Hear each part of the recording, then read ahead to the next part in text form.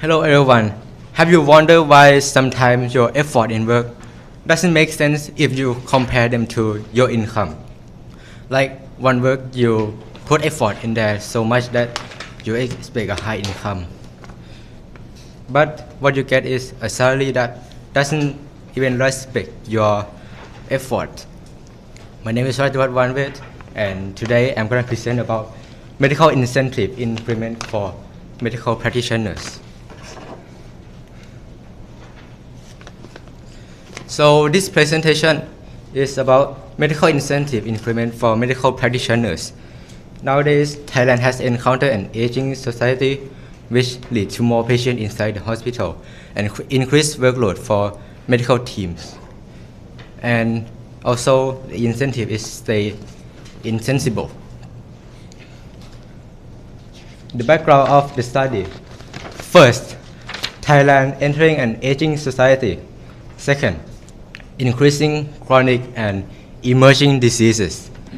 Finally, excessive practitioners' workload affect efficiency and patient satisfaction. And as you can see from the graph right here, people aged around 40 to 50 has very large amount if you compare to people who age around 1 to 4, which is the newborn baby. And this is the evidence of the arrival of aging society. Okay, since there's an increase of middle-aged people, doctors had to handle more patients inside the hospital. As you can see here, one doctor might have to handle over 2,000 patients, while the standard is 3 doctors per 1,000 patients. And here comes to my objective, is to study the effect of increasing practitioner wages and incentives on their work efficiency and creating patient satisfaction. Now let's move on to method or core mechanism. There are 3 points here. First, define the problem and research question in the field of healthcare business management. Second, review relevant literature and research from websites such as PubMed, Central, and Springer Natural Link. And finally, provide a project proposal including objective, methodology, action plan, expect outcome, conclusion, recommendation, and references.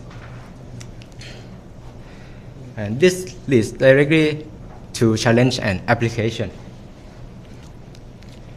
Here comes to the challenge. Workload might not be only analyzed from working time in the timetable due to the fact that it is attributed to the toughness of work that is different even at the same working time. For example, a practitioner's mission in the emergency room, operation room, and outpatient department, which each of them has different processing detail. Application. This study can be the sharp guideline in the adjustment of medical incentive according to medical workload. And this means higher medical incentive lead to more effective work, and of course, high work efficiency lead to more patient satisfaction and better standard for Thai public health system.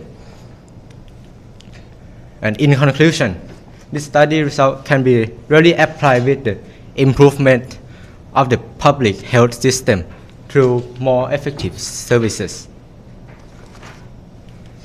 All right, thank you for your time, and if you have any question, you can ask me. I'd like to answer. So in this study, you wanted to test how increasing practitioners' wages and salary affect working efficiency and patient satisfaction. So you proposed this idea, but what was the result? This is only the idea. Yeah.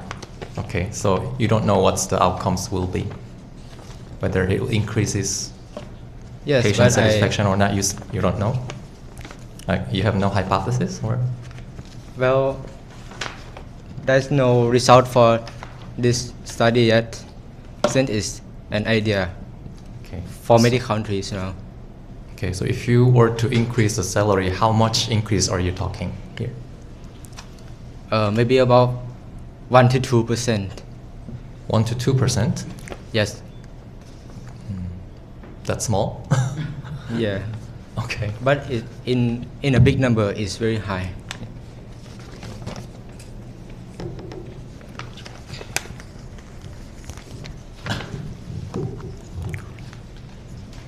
So, apart from the wage increase, do you think is there any way to increase the working efficiency and patient satisfaction by non like a wage increase or incentives, like not just monetary factors? Can you think of any other non-monetary factors that can improve working efficiencies? Well, since the patient has increased significantly, it means that, but it's a salaries, right? You still get the same money. I mean the same amount of money. But I think the budget is always limited, so you cannot really increase a lot of wage, right? So just 1 or 2% increase, that's probably the maximum. Then you probably better to think of change something else, not non-monetary factors. So do you think any other alternative way to improve working efficiencies and patient satisfaction? well, I could try some invest in some like equipment to help the patient. Equipment, medical equipment. Yep. Okay. And also, according to this study design, how can you measure the working efficiency? So based on what data? Pardon, again, please. So how do you measure the working efficiency? So you design, if you increase the wage, then you may see better working efficiency, right? That's your hypothesis, right? Yep. So you are expecting better efficiency when the wages are increased, right? So how do you measure working efficiency? So based on what measurement?